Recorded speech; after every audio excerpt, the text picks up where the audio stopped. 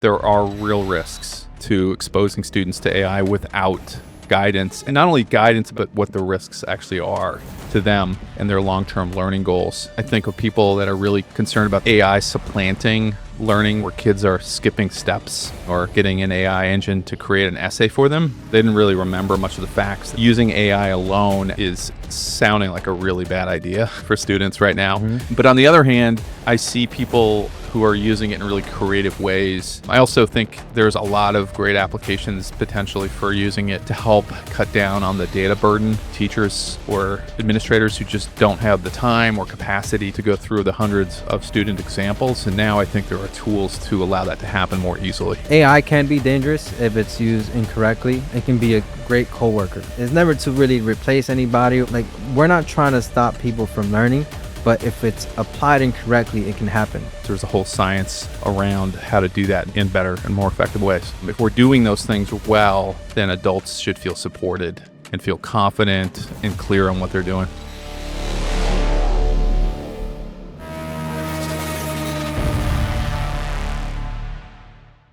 Thanks for tuning in to Privion AI Spotlight. I started this show because AI is changing everything, and most people have no idea how fast. So each week, I'm sitting down with real operators, founders, educators, and people inside of the system AI is already touching. No hype, just real conversation about what's actually happening behind the scenes. So if you want to stay ahead of what's coming, tap subscribe.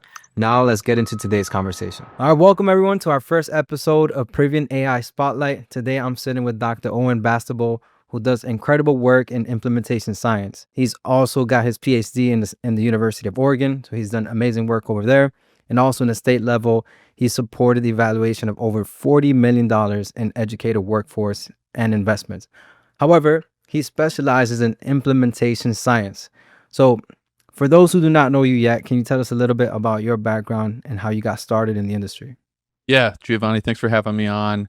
Like you said, I've worked in education for the last 15 years with a focus on implementation science, which is basically the study of how schools or any organization puts best practices into a classroom or into a system that makes it sustainable and helps benefit the people receiving those services.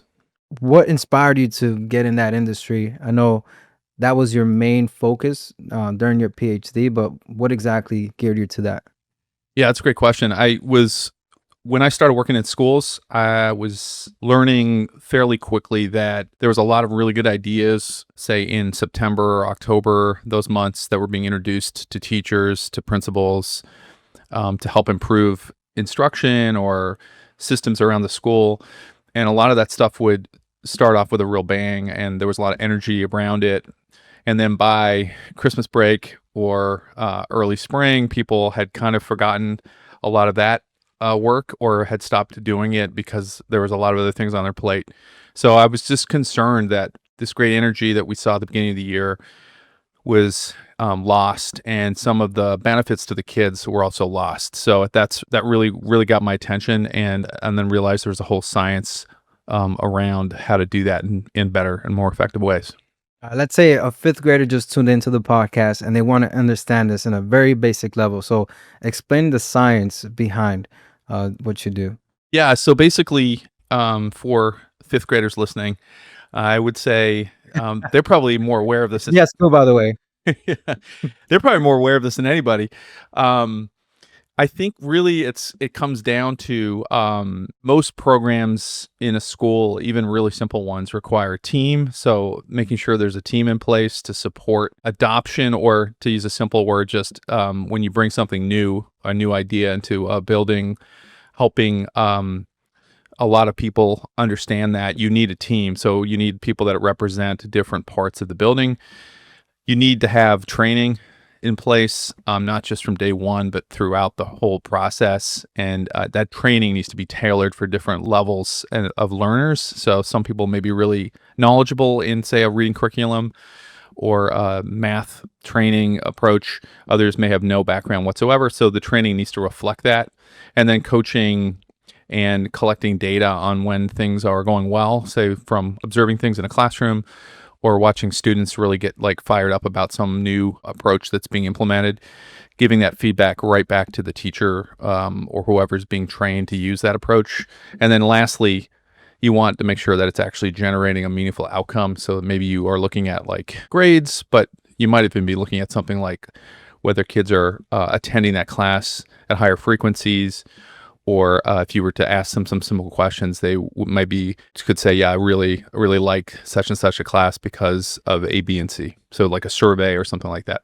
So it sounds like you work not only with the students, with the teachers, maybe some legislators, and there's a whole mixture of people that kind of have to get involved for this huge science project, right? Yeah, that's right. So it's really a team effort, and then it's a matter of like providing people with, again, just like adults, just like students they need like teachers, adults do. They need teachers not just around the subject matter, but also the process. So implementation is a process, and there's a lot of good science to show what's needed at different stages of that process based upon lots of examples we've been able to look at in the field. So if we're doing those things well, then adults should feel supported and feel confident and clear on what they're doing. Gotcha. So, we are in a podcast that talks about AI. So I'm kind of curious to see within your department or your industry, because you're talking about schools, you're talking about students, very regulated type of industry. So when it comes to the industry that you've been working in, what has kind of been the feel when it comes to AI? Yeah, I mean, I think it's really early days in education, but I see stuff popping up all the time from conversations I'm having or just from looking on social media where there's a mix, I think, of people that are really concerned about the risks potentially of AI supplanting learning that kids are doing, like cognitive offloading and things like that, where kids are skipping steps in terms of their learning and downloading or getting an AI engine to create an essay for them. But on the other hand, I see people who are using it in really creative ways to help, say, change the reading level of a passage that they ordinarily wouldn't be able to access freely. So taking like a 10th grade level reader and making it into a second grade level reader for that student who may need, for that point of time, they need something that is calibrated for their level. Or I also think there's a lot of great applications potentially for using it to help cut down on the data burden for a lot of teachers or administrators who just don't have the time or capacity to build graphs, convert data into like visuals for their staff. I think there are some really nice uses of AI for that to basically help as a complement to what they're already doing and help enhance those tools.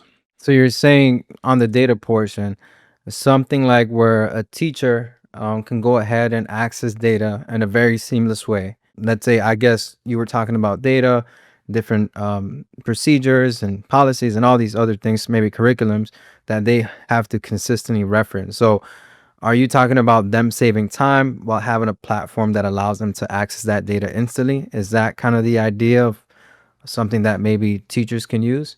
Yeah. Or are you kind of thinking about it some other way? No, I think it's along those lines. I think what I have seen often is that teachers, just not only teachers, I think a lot of people working in organizations have a limited time to get to train up on a specific set of tools to be able to say visualize their data or help make it more applicable to their problem that they're trying to solve. So if you imagine like someone has a stack of even just like student discipline referrals or grades for hundreds of students that they're working with, teachers Yeah. in the past, I think, or even today, are still spending hours going through of all of that.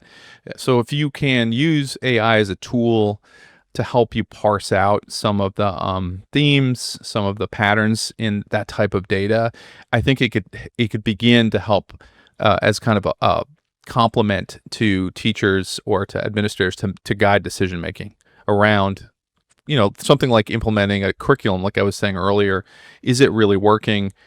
And we don't have the time, though, to go through the hundreds of student examples. And now I think there are tools to allow that to happen more easily. Sounds good. Actually pretty interesting. So, kind of just making you think a little bit. I know you kind of touched upon it already, but if you were to have let's say a canvas of whatever idea, like let's say using AI, and pretty much in your industry, what is a unique idea that you think, you know, pretty much don't put any boundaries to this moment right now. But if you can kind of have a perfect world where AI can fix a solution that is either time consuming or can improve a system that you're currently facing, what would it be? So something out the blue. Well, I mean, out of the blue, I mean, I think if you were to pick something real simple, I think that a lot of teachers struggle with. One would be locker combinations. This is totally off the cuff here, and I have no idea how this works. But I think there are teachers out there that and administrators that are having Excel headaches. Like they're really struggling to keep track of, like, say, all of those numbers. So something like as detailed as locker combinations in a building, or for example, if a locker breaks, if you're the one overseeing the maintenance of those things, is it something that could be easily managed or supported with an AI application to help cut down on the number of clicks or the number of things you would need to scan to identify, say, locker 105 among 1,000 lockers. So I think those, again, like those jobs which require some automation, and in the past coding, there might be an application that someone now could just using an AI engine help with some prompts and some guidance, maybe from colleagues or online. They could generate and create a program to make that job much easier. So you're not basically any of the jobs in schools that have required hours of work with small details like that. I think there may now be solutions to those problems. Actually, that's pretty interesting. We're talking about locker combinations and AI, guys. So, but cool. So it's pretty interesting. So, when it comes to your industry, what are one of the biggest misconceptions when it comes to AI? I think one I was just learning about this morning actually came to mind, and I liked it because being in the research myself, or trying to stay up on it. Just to break this down really quickly, there has been now some studies on the impact of AI on learning. It's early days, but one of the findings, and this came out of MIT, is that these two groups were looked at, and one group used AI, were given AI to write an essay. The other one had to generate it independently. And following that experiment, what came out was the group using AI only had very little recall of the experience. They didn't really remember much of the facts that they included in the essay. Not surprisingly, because they didn't really have to do much work other than click here and click there. Whereas the group that had no AI support had a much deeper understanding of things. So I don't know if it's a misconception, but I think it's just it's a good gut check, in that there are real risks to exposing students to AI without guidance, and with not only guidance about how to use it, but what the risks actually are to them and their long-term learning goals. So, if they want to learn and have things stick, using AI alone as to supplant their research process or writing process is sounding like a really bad idea for students right now, Hmm. even though I think a lot of students are experimenting with that. So I think that's a cautionary tale, and one that really stuck with me based upon research. No, for sure. I think, AI can be dangerous if it's used incorrectly. However, it can be a great coworker, a great pal, right? So as long as the institution can have some oversight on what's going on and put some guardrails on how it can be used, I think it can be a valuable tool in education. So it's never to, again, it's never to really replace anybody or kind of put someone, like we're not trying to stop people from learning, but if it's applied incorrectly, it can happen. Something very simple. When AI first came out, I thought about the idea of, if students are really using AI, then why not have them take exams with pen and paper, the old school way, instead of having to turn in things digitally. So there's ways to kind of combat it, and I know there's been some creative ways that educators have used. But yeah, as you said, it's very early right now, and when it comes to the space. And last thing to wrap up with, I know you have a podcast yourself. Can you tell us a little bit about your podcast so everyone can tune into that? I've been just basically sharing stories similar to the one kind of conversation we're having today around education science, technology, and trying to tie it to real life stories so people can see themselves in those stories and find meaning in places that might be hiding in plain sight to them. So things that are not think they're experiencing every day but may not be seeing. So if you're interested in those types of stories, come and check it out. I'm always interested in what people are thinking and exploring out there.